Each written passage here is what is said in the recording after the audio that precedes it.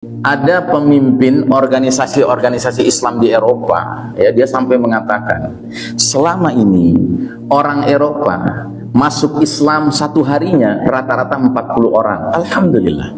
Tapi semenjak Tufanul Aqsa ini, apa yang terjadi di Gaza sekarang ini, jumlah orang Eropa masuk Islam per harinya, Pak, 800 orang. Berapa kali lipat? 20 kali lipat. Allahu Akbar walillahil hamd.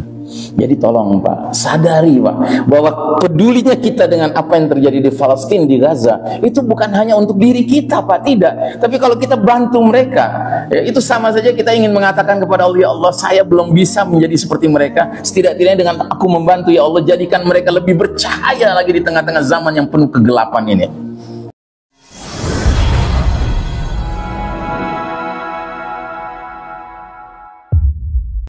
Nah, jadi saudaraku rahimakumullah, kalau kita ikuti isu kemanusiaan, seringkali yang muncul adalah rasa sedih berkepanjangan. Seringkali yang muncul dalam diri kita adalah rasa tidak berdaya. Ya. Karena ya itu tadi, kita lihatnya cuma berita-berita yang nggak tahan, kita lama-lama kita ya sudahlah, tinggalkan saja, nggak usah dipusingkan lah diri kita dengan itu. Nggak pakai begitu pun beras sudah naik terus harganya di sini. Kan begitu Pak, sebagian besar kita. Makanya tadi saudara kita, saudara Anwar dari Asa Charity bilang, sayang sekali ya, sementara mereka terus masih saja sulit, sementara kita juga ya begini-begini aja gitu, rezeki kita mungkin bertambah tapi mungkin juga sama-sama saja, tapi kemudian kita nggak peduli sama mereka. Alangkah sayangnya, di mana letak kepedulian kita? Ya, makanya saya katakan, sesungguhnya isu kemanusiaan ini penting Pak, tetapi sayang kalau kita hanya mengikuti isu kemanusiaan, karena bisa-bisa timbul rasa tidak berdaya dan akhirnya nggak peduli. Nah, tapi di antara manfaat isu kemanusiaan apa? Muncul kesadaran bahwasanya bangsa Yahudi itu ternyata memang bangsa yang layak digelari Allah Ta'ala al-maghdubi alaihim. Ingat di mana kita baca kalimat al-maghdubi alaihim? Di mana Pak? Dalam surat Al-Fatihah. Saat kita sedang sholat. Ingat kata Nabi, la sholata illa liman lam yaqra bi Fatihatil kitab. Enggak ada salat bagi orang yang enggak baca surat Al-Fatihah. Wajib kita baca surat Al-Fatihah dalam salat kita, baik salat wajib maupun salat sunnah. Nah, di dalam surat Al-Fatihah cuma ada satu ayat yang isinya doa seorang hamba kepada Rabbnya. Apa itu? Ihdinas siratal mustaqim. Tunjuki kami jalan yang lurus. Jalan yang mana itu? Siratal ladzina an'amta alaihim. Jalannya orang-orang yang mendapat nikmat karena telah menempuhnya. Siapa mereka? An-nabi, para nabi-nabi. As-siddiqin, orang-orang yang jujur ucapan, jujur perilaku. Asy-syuhada, orang-orang yang rela mati di jalan Allah Ta'ala seperti warga Gaza. Ini asy-syuhada, ya, mati di jalan jihad fisabilillah. Yang keempat, as-salihin, orang-orang saleh. Itu kan permintaan kita dalam sholat kita ya Pak, ketika baca surat Al-Fatihah. Tapi bukan hanya itu permintaan kita. Kita juga meminta kepada Allah, ghairil maghdubi alaihim. Ya Allah, jangan masukkan kami ke dalam kelompok orang-orang yang Engkau murkai. Pertanyaan, siapa sih al-maghdubi alaihim, yang dimurkai Allah Ta'ala? Seorang sahabat bertanya kepada Nabi, ya Rasulullah, man humul maghdubi alaihim? Siapa sih yang dimaksudkan Allah dalam surat Al-Fatihah? Orang-orang yang dimurkai Allah. Kata Nabi, humul Yahud. Mereka adalah bangsa Yahudi. Jadi bangsa Yahudi ini dengan tingkah mereka sekarang ini di Gaza menyebabkan mata dunia terbuka. Oh, ternyata Israel yang jahat. Israel selama ini yang zalim. Bukan Israel yang pantas membela diri. Ini bukan bela diri namanya, ini namanya genosida, pembantaian. Ya Pak? Nah, jadi betul isu kemanusiaan ada manfaatnya. Setidak-tidaknya sekarang masyarakat dunia, termasuk masyarakat barat yang selama ini bela Israel terus, sekarang mulai beralih bela Palestina. Bahkan ada manfaat lain lagi yang keempat. Isu kemanusiaan ini apa manfaatnya? Muncul kekaguman masyarakat dunia terhadap ya masyarakat Gaza. Ya. Terutama di barat, Pak. Di barat itu sekarang bermunculan mereka-mereka yang saking herannya dengan kelakuan warga Gaza, rumah sudah dihancurkan, keluarga sudah pada tewas semua, ya, kelaparan, kehausan, tetap saja mereka mengatakan hasbunallah wa ni'mal wakil. Cukup Allah sebagai pelindung kami, penolong kami. Mereka heran melihat ada video seorang bapak-bapak usia 50-an tahun berdiri di atas reruntuhan rumahnya, cerita kalau istrinya sudah syahid, anaknya sudah syahid, keluarganya sudah syahid. Terus bapak punya apa sekarang? Saya punya Allah. Itu bingung mereka, Pak. Kok bisa begitu ya? Sampai ada seorang perempuan Amerika sampai mengatakan, kalau itu yang dimaksud dengan keimanan, saya mau punya iman seperti itu. Masya Allah. Makanya sekarang di barat, Pak, sejak Badai Al-Aqsa ini, berlomba-lomba mereka mencari Al-Quran untuk belajar Al-Quran. Dan memang masyarakat Gaza juga terkenal dengan Al-Quran itu akrab sekali, Pak. Di Gaza itu setiap tahun musim panas itu ada yang namanya perayaan, ya, kelulusan, ya, mereka-mereka yang ikut daurah Al-Quran selama 1 bulan dan mereka lulus langsung hafal 30 juz, Pak. Ikut pesantren kilat 1 bulan itu hafal 30 juz. Bayangkan, Pak. Itu karena siapa? Karena ulama-ulama mereka bisa merumuskan satu metode melakukan pesantren kilat 1 bulan, pesertanya itu bisa hafal 30 juz dalam 1 bulan. Berarti sehari satu juz, Pak. Dan saking hebatnya daurah Quran ini, pesantren kilat Quran model begini, beberapa pondok-pondok tahfiz dari Indonesia ngundang ustadz-ustadz dari Gaza, tolong bikin daurah seperti itu di Indonesia. Karena kami juga ingin orang-orang Indonesia ikut daurah 1 bulan, hafal 30 juz. Diadakan, Pak. Tapi bahan bakunya beda. Sudah 1 bulan berjalan, belum ada yang hafal 30 juz. Ya memang beda kualitas kita sama mereka, Pak. Ya.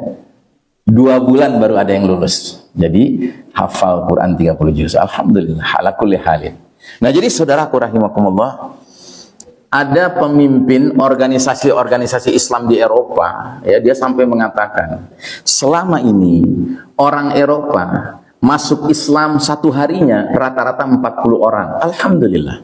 Tapi semenjak Tufanul Aqsa ini, apa yang terjadi di Gaza sekarang ini, jumlah orang Eropa masuk Islam per harinya, Pak, 800 orang. Berapa kali lipat? 20 kali lipat. Allahu Akbar walillahil hamd. Jadi tolong, Pak, sadari, Pak, bahwa pedulinya kita dengan apa yang terjadi di Palestina, di Gaza, itu bukan hanya untuk diri kita, Pak, tidak. Tapi kalau kita bantu mereka, ya, itu sama saja kita ingin mengatakan kepada Allah, ya Allah, saya belum bisa menjadi seperti mereka. Setidak-tidaknya dengan aku membantu, ya Allah, jadikan mereka lebih bercahaya lagi di tengah-tengah zaman yang penuh kegelapan ini. Kan kita memerlukan, Pak, manusia-manusia seperti ini, Pak. Kita belum bisa jadi manusia seperti itu. Belum tentu kalau kita hidup dalam suasana tiba-tiba rumah kita dibom sama Cina misalnya, ya, terus kita bisa tetap bersabar. Belum tentu, Pak. Belum tentu kita punya anak yang kehilangan diri kita, istri kita, emaknya dia, ya kan? Terus anak itu ketika diwawancarai dia ditanya, kamu takut dengan Cina? Aduh, takut. Nah, gitu mungkin ya. Tapi kalau di sana, Pak, anak-anak Gaza itu ditanya, kamu takut dengan bom-bom Israel? Enggak takut. Saya cuma takut sama Allah. La ilaha illallah. Itu kalimat-kalimat biasa, Pak, di mereka, Pak. Jadi pantas kalau Allah memilih mereka harus menjadi musuhnya Yahudi. Pantas itu. Karena memang untuk menghadapi kelas Yahudi harus kelas yang seperti itu imannya. Nah, itu isu kemanusiaan. Sedangkan isu perang, apa manfaatnya? Manfaat pertama, dengan kita mengikuti isu perang, kita sadar rupanya di pihak mujahidin fisabilillah yang ada cuman kamus kemenangan, kemenangan, kemenangan. Ya.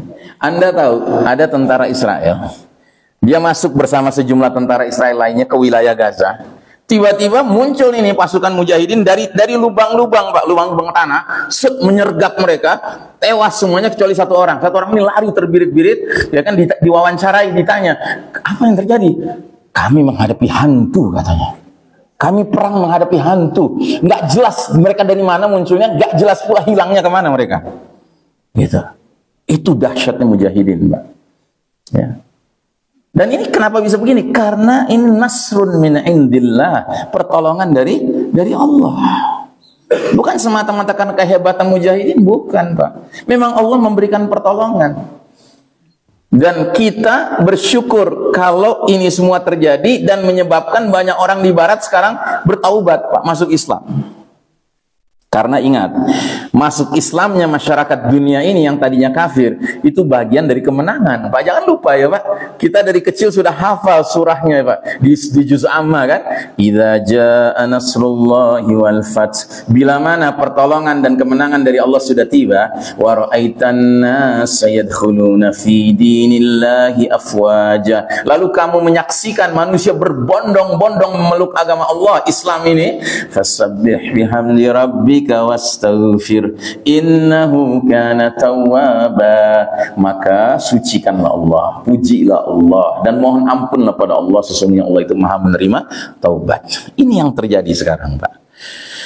Terus yang kedua, isu perang ini menyadarkan kita bahwa IDF itu singkatan dari Israel Defense Force, ya, angkatan bersenjata Israel. Itu kalah terus Pak, nggak ada cerita menang Pak. Anda tahu sekarang ini banyak tentara-tentara cadangan Israel yang mumpung belum disuruh pergi ke Gaza pada meninggalkan Israel sekarang. Mereka takut Pak, kalau sudah ditugaskan harus perang ke Gaza Pak. Waduh, ketakutan mereka. Bahkan sekarang banyak tentara-tentara Israel yang jadi ODGJ Pak, orang dengan gangguan jiwa. Iya. Makanya ada yang sampai menjadikan gurauan Pak, IDF ini bukan Israel Defense Force, bukan. Israel Diapers Force. Diapers itu pampers.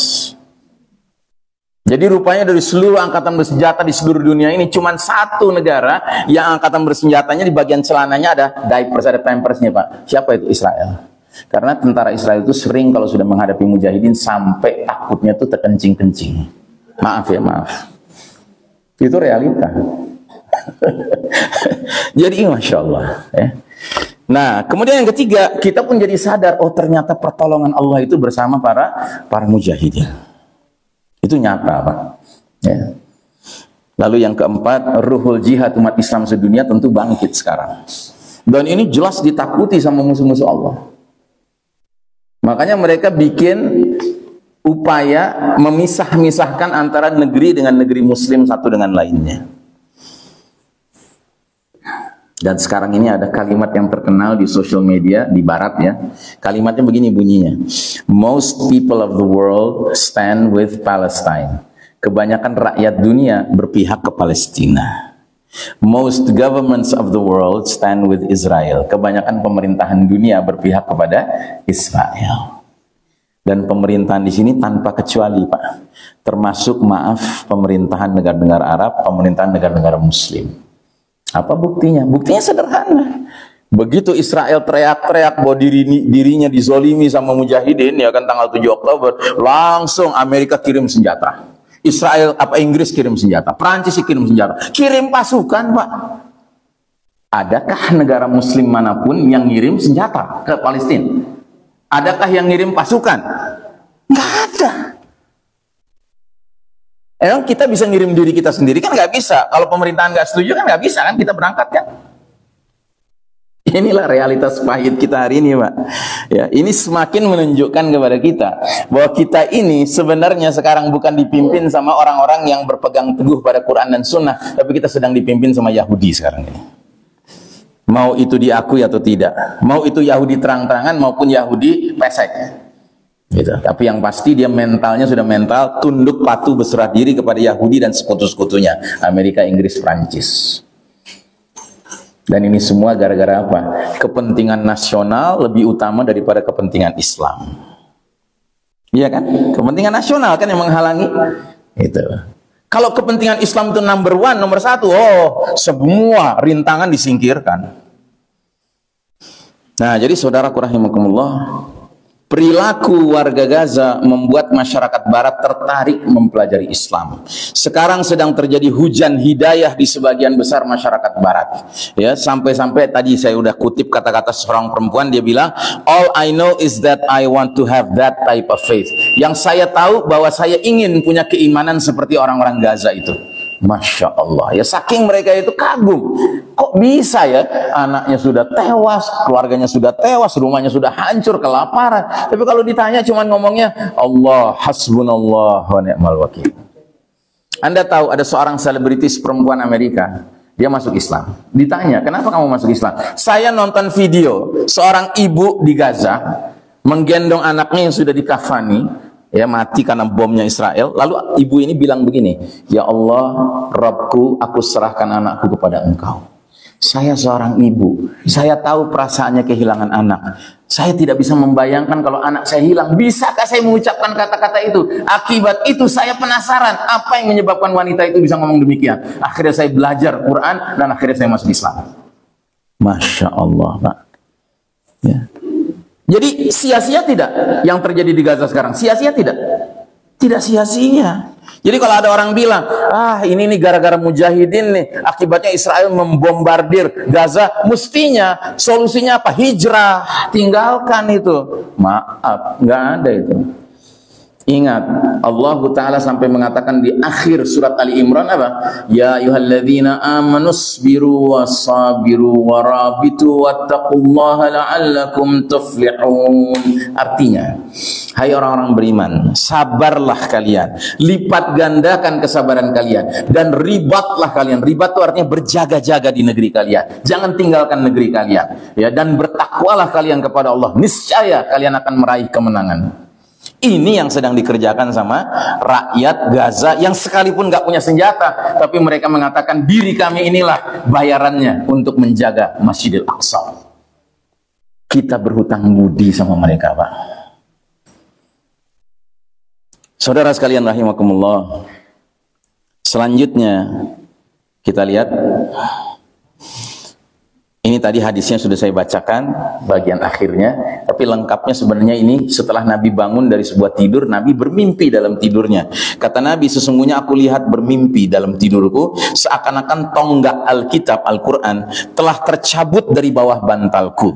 Maka aku mengikuti kepergiannya kemana dengan pandangan mataku. Tiba-tiba muncul seberkas cahaya sinar yang menerangi terang benderang mengarah ke wilayah Syam. Ketahuilah wahai umat Islam, sesungguhnya iman di masa terjadi banyak fitnah itu adanya di Syam. Nah sekarang kita dikasih tahu sama Allah, mau tahu iman yang kayak apa yang benar di mata Allah Ta'ala, itulah imannya orang-orang Syam. Itulah iman yang sebenarnya. Ya, bukan iman namanya kalau diserang sama musuh lalu berpikirannya udah lari aja deh. Itu bukan iman namanya, tapi iman itu adalah bertahan. Nah karenanya ada satu ayat juga yang sangat penting yang sekarang sudah dikunyah-kunyah sama rakyat Gaza dan ditunjukkan bagaimana mereka iman pada ayat ini. Allah berfirman, wala tahinu fi ibtigha'il qaum in takunu ta'lamuna fa innahum ya'lamuna kama ta'lamun wa tarjuna minallahi ma la yarjun wa kana Allahu aliman hakima. Artinya, dan janganlah kalian berhati lemah dalam mengejar musuh kalian. Jika kalian menderita kesakitan, ketahuilah mereka pun menderita kesakitan pula sebagaimana kalian rasakan. Sedangkan kalian masih dapat berharap kepada Allah apa yang tidak mereka harapkan. Nah, itulah bedanya kita orang beriman dengan orang kafir, Pak. Ya. Jadi ketika Israel ditembaki sama roket-roket Hamas ya, Mujahidin Al-Qassam ya, itu kemudian mereka rame-rame lari ke airport mau kabur meninggalkan Israel.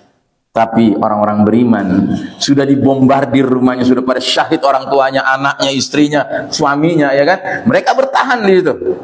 Berarti siapa yang benar-benar ingin menunjukkan dirinya pemilik wilayah itu? Siapa? Ya kan? Yang rela sampai nyawa hilang pun rela dia untuk menjaga apa yang menjadi hak dia. Tapi kalau seseorang ngaku-ngaku bilang ini wilayah kami, Israel nih, begitu cuman dilemparin roket-roket bikinan Gaza yang juga sifatnya kayak mercon aja gitu kan, kabur meninggalkan, berarti memang dia bukan pemilik sebenarnya. Kalau pemilik sebenarnya sampai darah melayang, nyawa melayang pun dipertahankan, ya nggak Pak? Ya kan? Nah, berarti mereka bohong, mengaku-ngaku Palestina wilayah mereka, itu bohong. Sementara rakyat Palestina itu mereka jujur. Mereka mengatakan ini wilayah kami, benar mereka perjuangkan.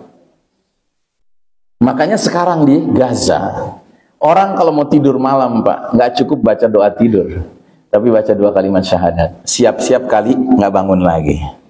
Gitu. Dan semua media Arab, media massa Arab, itu kalau nyebut jumlah korban di Gaza, itu nggak pernah nyebutnya 33.000 tewas, nggak pernah. 33.000 syuhada. Karena apa? Sekaligus doa. Mudah-mudahan semua yang wafat di sana bukan wafat, tetapi mereka syahid. Sebagaimana firman Allah, "Wala taqulu liman yuqtalu fi sabilillahi amwatun bal ahya'un 'inda rabbihim yurzaqun." Jangan kalian katakan orang-orang yang mati gugur di jalan Allah itu adalah mati. Sesungguhnya mereka hidup di sisi Rabb-nya terus-menerus mendapat rezeki. Masya Allah. Makanya banyak kisah-kisah menarik sekarang terjadi di Gaza, Pak. Kayak kisah-kisah para sahabat dulu ikut berjihad fisabilillah. Saya kasih dua contoh. Contoh pertama, ada seorang ibu-ibu di Gaza dalam rumahnya.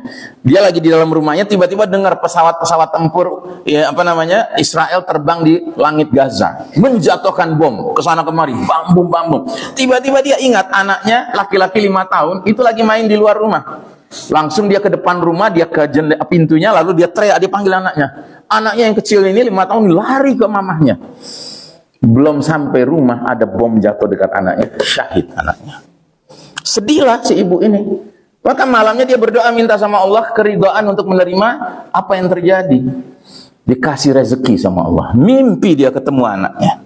Dia tanya, "Nak, apa yang terjadi padamu, Nak?" "Mama, aku juga bingung apa yang terjadi pada aku. Aku ingat pesawat-pesawat Israel lagi menjatuhkan bom ya, terbang di atas kepalaku. Aku lari ke mama, ke rumah. Tiba-tiba aku lagi lari di surga," katanya.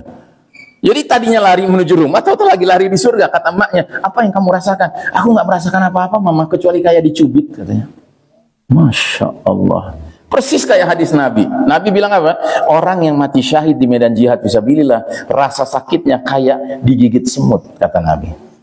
Nah, ini cerita-cerita seperti ini sekarang muncul lagi, Pak. Cerita-cerita yang kita hanya tahunya dari kisah-kisah 1500 tahun yang lalu yang terjadi di zaman para sahabat. Apa namanya kalau bukan keterlibatan Allah di sini? Apa namanya kalau bukan nasrun binindillah yang terjadi di sini? Pertolongan dari Allah Ta'ala. Contoh cerita yang kedua, ada seorang dokter. Dokter ini dapat pasien pemuda yang luka parah, ya. Dan ini rumah sakit sudah hancur, alat-alat kesehatan sudah terbatas, obat-obatan apalagi, ya. Maka si dokter ini berusaha lah semaksimal mungkin menangani pemuda ini, tapi tidak bisa, sudah mentok. Akhirnya nggak ada lagi yang bisa dia kerjakan. Akhirnya dia pikir, sudahlah, aku iringilah pemuda ini yang kelihatannya sudah akan meninggal dengan talqin. Ditalqinkan, dibacakan 2 kalimat syahadat di telinga si pemuda ini. Nggak ada respon, nggak ada jawaban. Nah, ketika si dokter sudah setengah menyerah, tiba-tiba pemuda ini mengucapkan 2 kalimat syahadat jelas sekali. Dan selesai dia ucapkan itu, syahid. Si dokter nangis. Nangis gembira tentunya, bukan nangis sedih, ya kan? Ibu si pemuda lihat si dokter nangis, heran, nanya, "Dok, ada apa, Dok?" Diceritakan apa yang terjadi. Kata ibunya, "Dok, anak saya tuli, Dok." Masya Allah. Berarti apa yang terjadi? Yang terjadi adalah rupanya, ya, hadis ini terjadi. Al-arwahu junudun. Roh-roh manusia diciptakan laksana prajurit berbaris. Fama ta'arafa minha talaf. Mana-mana roh yang saling sesuai, saling kenal, saling cocok frekuensinya, gelombangnya, itu dipertemukan sama Allah. Mana-mana roh yang saling mengingkari, beda frekuensi, beda gelombang, akan dipisahkan sama Allah Ta'ala. Nah, rupanya si dokter ini ketika membacakan syahadatnya yang di telinga si pemuda, bukan lisannya saja yang membacakan, rohnya ikut terlibat. Dan si pemuda ini sekalipun telinganya nggak mendengar, tapi rohnya nyambung dengan roh si dokter itu. Maka terjadilah apa yang diharapkan oleh dua-duanya, yaitu hadis Nabi yang berbunyi, "Man mata wa akhiru kalamuhu la ilaha illallah dakhalal jannah." Barang siapa yang menemui kematian dan akhir ucapannya adalah la ilaha illallah, pasti surga. Ya, Pak. Nah, tolong mari kita jadikan diri kita ini roh-roh kita bersama mereka, Pak. Mudah-mudahan kalau kita terus-menerus menghidupkan ruh kita bersama mereka, lewat bantuan-bantuan kita, lewat doa-doa kita, mudah-mudahan Allah jadikan kita layak ruh kita bersama mereka, baik di dunia apalagi di akhirat nanti, insyaallah ta'ala. Dan kita boleh bersangka baik bahwa perang Tufanul Aqsa ini akan menjadi entry point, pintu masuk peralihan periode. Jadi Bapak dan Ibu perlu ketahui bahwa Nabi 15 abad yang lalu sudah menyampaikan sebuah hadis periodisasi, hadis ringkasan sejarah umat Islam. Dan ternyata hadis ini menerangkan bahwa ada 5 periode yang akan dilalui umat Islam, dan kita sekarang sudah di periode keempat, Pak. Dan gak enaknya periode keempat namanya periode yang paling jelek di telinga kita. Apa namanya periodenya? Periode mulkan jabriyah. Periode di mana yang jadi pemimpin-pemimpin adalah penguasa-penguasa yang memaksakan kehendak mereka, mengabaikan kehendak Allah dan Rasulnya. Ya bagaimana tidak, Yahudi mimpin dunia. Tapi Ustaz kan di negeri kita Muslim pemimpinnya. Ya kalau Muslimnya Muslim benar oke, tapi kalau Muslimnya ikut Yahudi mau jadi apa kita? Ya jadi seperti sekarang. Maka saudaraku rahimakumullah, alhamdulillah Nabi bilang setelah periode keempat ini bukan berakhir, bukan tiba-tiba kiamat, tidak. Kata Nabi ada periode kelima. Periode kelima itu apa? Tegaknya kembali sistem Islam yang namanya khilafatun ala minhajin nubuwah. Tsumma sakata. Kemudian baru Nabi diam. Nabi diam menandakan berakhirnya umur umat Islam, gak lama setelah itu baru kiamat. Tapi tidak mungkin kiamat terjadi sebelum Allah buktikan kebenaran janjinya, liyuzhirahu ala dini kullih. Dialah Allah yang mengutus Rasulnya Muhammad SAW membawa petunjuk Al-Quran dan agama yang benar al-Islam untuk dimenangkan atas semua agama lainnya, sekalipun kaum musyrikin tidak menyukai. Percayalah Pak, ya, boleh jadi peristiwa Tufanul Aqsa ini adalah awal mula kita beralih dari babak keempat, periode yang paling jelek sekarang ini, menuju babak kelima, kejayaan kita kembali insyaallah ta'ala. Makanya pantas bila mana salah seorang pimpinan Hamas, ya, di di Lebanon itu sampai mengeluarkan pernyataan ini, hai kaum muslimin sedunia, bersabarlah. Insya Allah mujahidin Palestina tidak lama lagi akan membebaskan Baitul Maqdis, Yerusalem sebagai ibu kota. Tapi bukan ibu kota negara Palestina merdeka, tapi ibu kota khilafah ala minhajin nubuwah. Masya Allah. Jadi dia sudah jauh sekali pemikirannya. Bukan hanya mau memerdekakan sejengkal bumi yang namanya Palestina, tapi mau memerdekakan Masjidil Aqsa, yang berarti memerdekakan ya umat Islam sedunia dari cengkraman Yahudi. Saudaraku rahimakumullah, pantas kita akhiri bahasan kita pagi hari ini dengan mengutip slogan mujahidin pejuang Islam di Palestina. Slogan mereka 5 Pak. Kalau kita hafalkan 5 ini, kita kunyah-kunyah, lalu kita berusaha memperjuangkannya, mudah-mudahan dunia ini berubah segera. Apa slogan mereka? Yang pertama, Allahu ghayatuna, Allah tujuan hidup kami. Ar-Rasulu qudwatuna, Rasul panglima kami, pemimpin kami, teladan kami.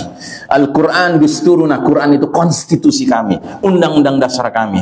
Kan aneh Pak, masa kita punya sebuah kitab yang datang dari pemilik jagat raya ini, lalu kita ragu dijadikan konstitusi, kita lebih percaya konstitusi bikinan manusia. Kan aneh Pak, ya. Terus yang keempat, apa slogan mereka?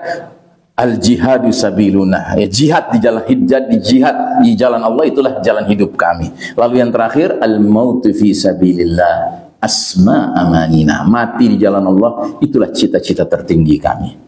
Saudaraku rahimakumullah, mudah-mudahan pagi hari ini saya menyampaikan sesuatu yang bermanfaat dunia akhirat untuk kita bersama. Dan yang tidak kalah pentingnya, saya ingatkan lagi, tolong masukkan saudara-saudara kita ini yang sedang menghadapi kesulitan di sana dan sedang berjuang fisabilillah di sana, ya, dalam doa-doa kita. Jangan biarkan satu hari pun berlalu tanpa kita mendoakan mereka. Sebab pertama, kata Nabi, ad-doa silahul mu'min, doa itu senjatanya orang beriman. Yang kedua, kata Nabi, seorang muslim mendoakan saudara muslimnya tanpa sepengetahuan yang didoakan, maka di samping yang berdoa ini ada malaikat yang berkata amin walaka bimithlihi, yang artinya semoga Allah kabulkan doamu itu dan semoga engkau dapatkan apa yang kamu juga doakan untuk saudaramu. Jadi kita mendoakan mereka sabar Pak, sama saja mendoakan kita sabar. Kita mendoakan mujahidin di sana ditolong Allah, diberi kemenangan, sama saja kita mendoakan calon-calon mujahidin yang boleh jadi akan tumbuh di negeri ini karena sebentar lagi ada jihad di sini. Boleh jadi ya, kita tidak ingin menakut-nakuti, tapi mana kita tahu Pak, namanya fitnah makin hebat kan hari ini. Kita. Baik, saya cukupkan sampai di sini ya. Mudah-mudahan apa yang kami sampaikan bermanfaat sekali lagi dunia akhirat. Mudah-mudahan apa yang kami sampaikan tidak membuat Bapak Ibu makan nggak kenyang, tidur nggak nyenyak, tapi semakin bergairah ya untuk menjemput ya kejayaan Islam di babak kelima nanti, dan tidak malah sebaliknya ikut mengawetkan terpeliharanya babak keempat yang penuh kezaliman ini. Demikian, wassallallahu ala nabiyyina Muhammadin wa ala alihi wa ashabihi ajmain walhamdulillahirabbil alamin. Wassalamualaikum warahmatullahi wabarakatuh.